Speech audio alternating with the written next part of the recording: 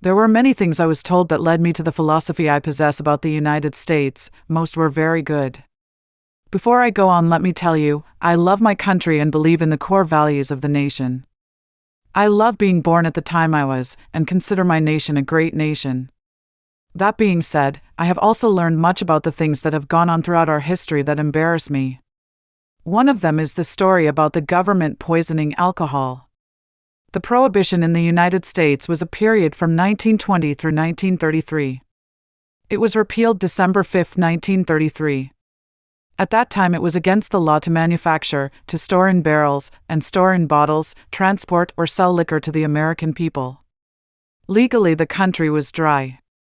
There was, however, a whole illegal industry that provided liquor, from bootlegging to the speakeasy pubs.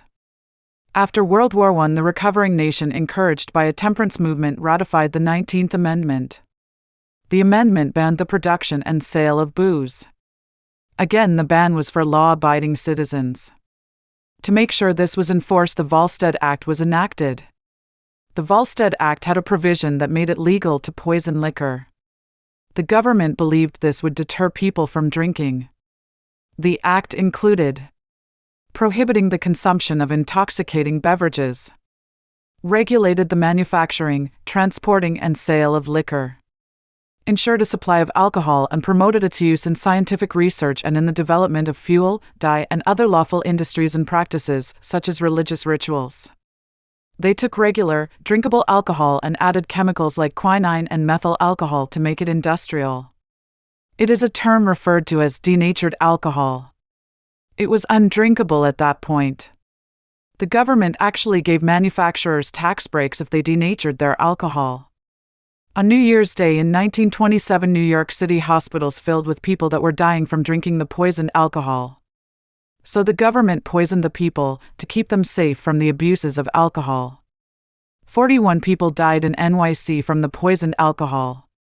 In the 1920s, a total of 10,000 to 50,000 people died as a result of poisoned alcohol and the government's policies. The government made no attempt to pretend that increasing the denaturing formula wouldn't lead to deaths. Seymour Loman, Assistant Secretary of the Treasury in charge of Prohibition, even told citizens that the fringes of society that drink were dying off fast from poisoned hooch, and that if the result was a sober America, a good job will have been done. The whole embarrassing episode reads like a conspiracy theory. The populace started to rebel against Prohibition, and organized crime was the real winner of the day. The 21st Amendment repealed Prohibition in 1933, and the whole poisoned alcohol period was tucked away like an ugly piece of clothing. Well, that is until the Internet and the Freedom of Information Act.